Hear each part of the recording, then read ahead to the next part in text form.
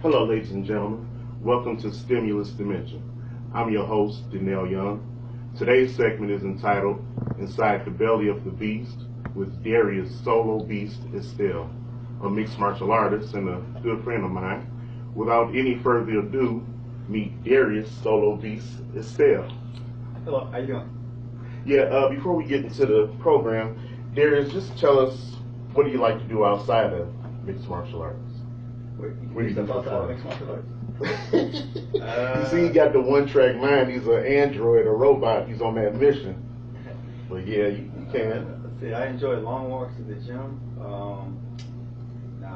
Honestly though, just family time, just relaxing with my family.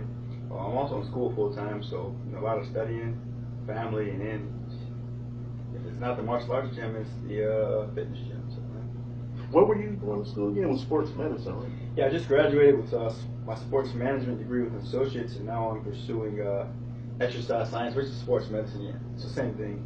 So that's what's next up on the docket. Well, our first question would be, what exactly does solo beast mean? Solo beast means a loner in a pack. I'm still a beast. So it doesn't matter if I'm by myself or with a team or friends. When I'm there, I'm a beast. It doesn't matter who I'm with, whether I'm by myself or with a pack. In a nutshell. Okay. Well, I've noticed over a period of time, different conversations we've had, you seem to have an affinity for or favor the wolf. Why this particular animal? Man, I think that wolves are awesome. It's my favorite animal. It's probably my spirit animal. But I love I don't know, everything about the wolf and the nature, the way they're raised and the way they go about. So it doesn't matter if a wolf is a lone wolf or, in a pack. They're still going to hunt. They're still going to be successful. A lot of times when a wolf pack, give birth, those cubs, once they reach an adolescent age, they're sent off on their own. And a lot of times that wolf has to kind of make its way in the wild, fend for itself until finally it's able to start its own pack.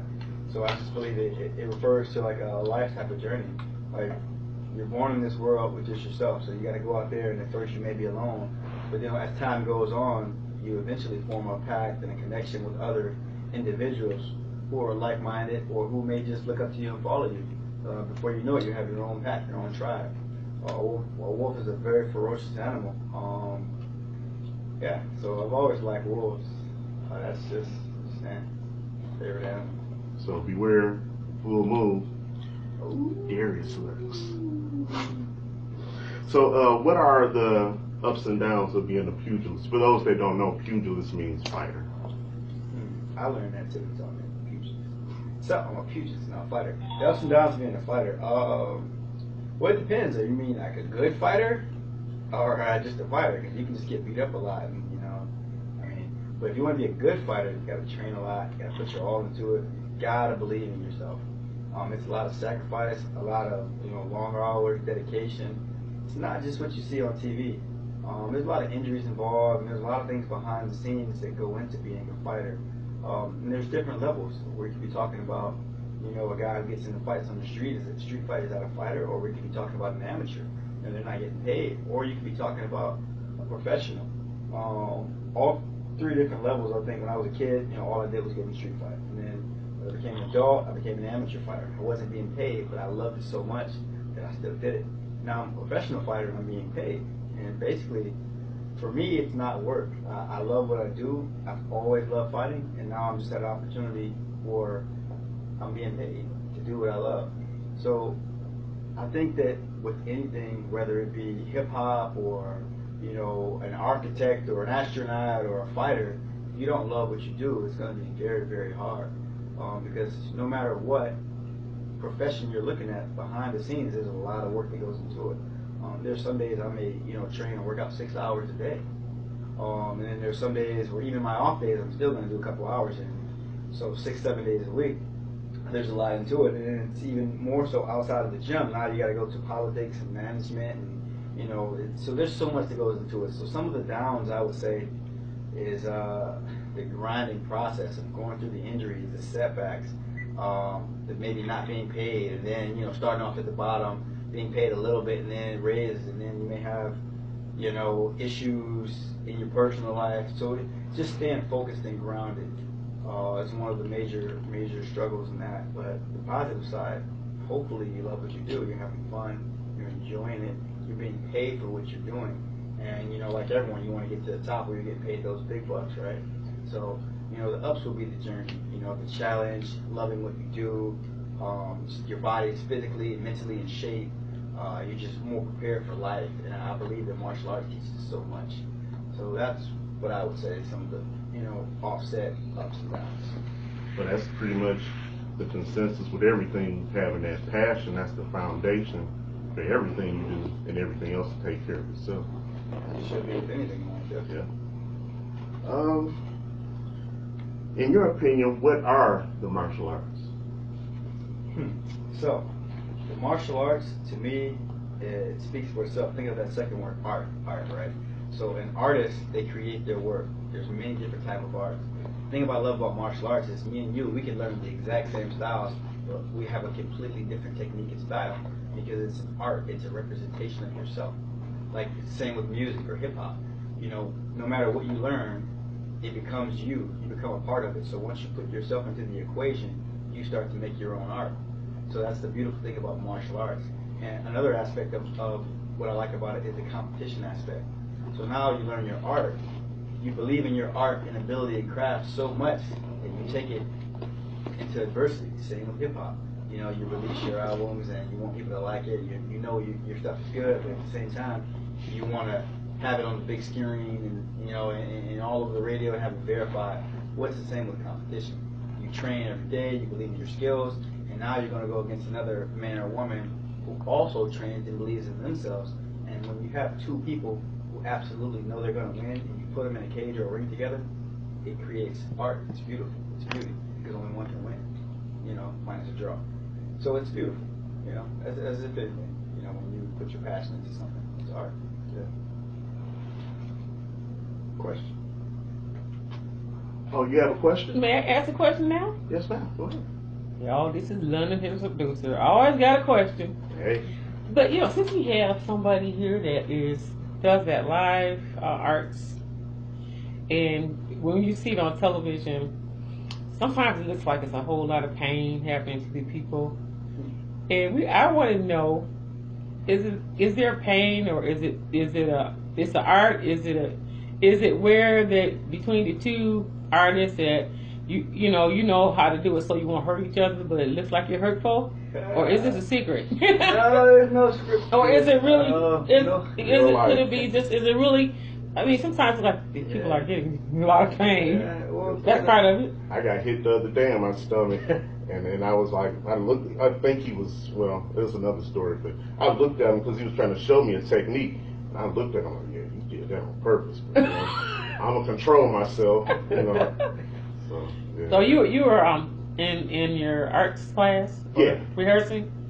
Training. Training? Yeah. Okay, so now that training too. That's where we met. We both used to train at the same time. Okay. So now, so the job. So when you're actually on, everybody's coming to pay to watch you. Mm-hmm. Is it real pain going forth, or? Not to sound cliche, but no pain, no gain. So you got to be willing to risk getting hurt in order to succeed and be successful. That's all part of the game. Yeah, if you're not willing to get in there and risk the pain, like there's no faking it. They're not going to pull punches, and you're not going to pull punches. Well, I would say faking it, but stunt. Is this like stuntful? No, there's no stunts involved in a real fight. Maybe you're wrestling or something, but no, there's no script, no. See, stunt. there you go. Now with the wrestlers, I do think. Yeah, those. Now some of them still like they get slammed pretty hard. Well, see, the thing is, even with the script, you can still be injured because you're still, doing physical activity. So anything can happen. Worse so in a fight because I don't care who you are in a fight, anything can happen. Whether it's a punch you didn't see or a kick or, with the scripts and like wrestling, like your WWE, they have a script, but at the same time, you can't control the laws of nature and physics. If you're slamming someone from the top, it's gonna hurt. You can get hurt. So you got hurt. I'm sorry. You got hurt training. I wasn't hurt, but it was kind of. It was a shocking hard pain because I wasn't expecting. You wasn't expecting it. Yeah, but That's part of training. Yeah, if I knew it was coming, I could have breathed out like, and I didn't know it Oh, was coming, okay. so I was off guard and my body wasn't prepared. So that if you brace yourself a certain kind of way with your training, once the punch comes, it won't hurt because you kind of. No techniques to deflect or absorb. The key to knocking someone out is the one that you don't see. Yeah. It's always I've the one seen that that you don't happen see to a that lot gets of you. fighters. Yeah. Thank you. My next question would be, with great power comes great responsibility. Do you think that martial arts dojos should exercise discretion when selecting students to prevent the martial arts from being used for evil? No, be a bully, beat everyone up, take what you want, give that no. Yeah, great power comes great responsibility. Yeah. That's a two-part question. Yes, I believe that with great power does come great responsibility because it's so easy to be overtaken by the ability to overpower someone. It's so easy to be corrupted by your sense of power. We see that in so many different aspects in life. So with martial arts, I think that from my personal walk of life, when people learn martial arts and they truly embody and embrace it, then you no longer have that urge to go out and become, a bully or use your power against each other. I think that it becomes more so of a protect yourself. You want to, feel confident in your own abilities and yourself, and also be able to protect, your loved ones should the time arise where you need to use that. Or now, do some people misuse it? Yes, they do. We're human. No one's perfect. No such thing as perfect. But more often than not, you find that when people learn martial arts or any type of sport, whether it's football or basketball, I like martial arts because I think that you can start that as a kid and it journeys you throughout your entire life. Whereas football, it may be while you're little league and then you can't do it for a certain amount of time. But martial arts are forever. And to me, what it does for you is it builds a sense of confidence and self-worth that you can't take away. You just believe in yourself more. It teaches more than just how to fight.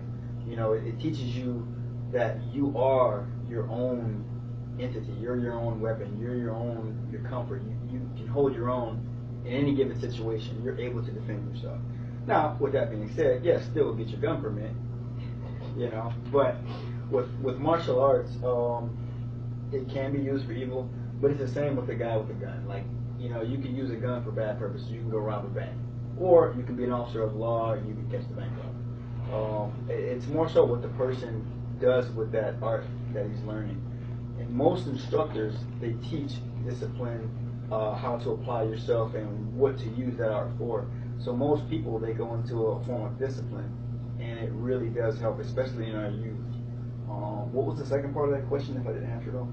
I think you did answer it. Well, I did say, do you think dojos should use discretion in taking students? That's kind of difficult. I can't really say they should because you never know what type of individual you're getting sometimes, and some people are in a really bad place. And to just turn someone away because they have a bad track record is wrong. Yeah. You never know. Someone might just need that extra push, that extra compassion, or just a piece of guidance that could change their lives. And martial arts and all types of sports have done that with so many athletes. So to turn someone away because they have a bad track record would be wrong. So not so much discretion in choosing, because I think you should open your arms and be willing to teach and educate anyone willing to learn. Because in order to walk into that, martial arts gym or dojo, wherever you train, you have to have a want for knowledge and wanting to better yourself and be there. So they should be welcomed with open arms. However, I do believe that once you begin learning martial arts or whatever sport that you choose to pursue, then it should be a focus on how to apply yourself and what to use that for. Education on how to use that power, as opposed to just giving you the power and throwing you to the wolves. And that's what I wanted to touch on too. The martial arts gives you that discipline where you don't have that insecurity where you feel I need to go and hurt somebody to prove myself, my masculinity, my self-worth. It gives you that discipline. If you notice, all evildoers have that insecurity, like you were saying, somebody that wants to rob a bank. Okay, I'm hungry, I need to do something drastic.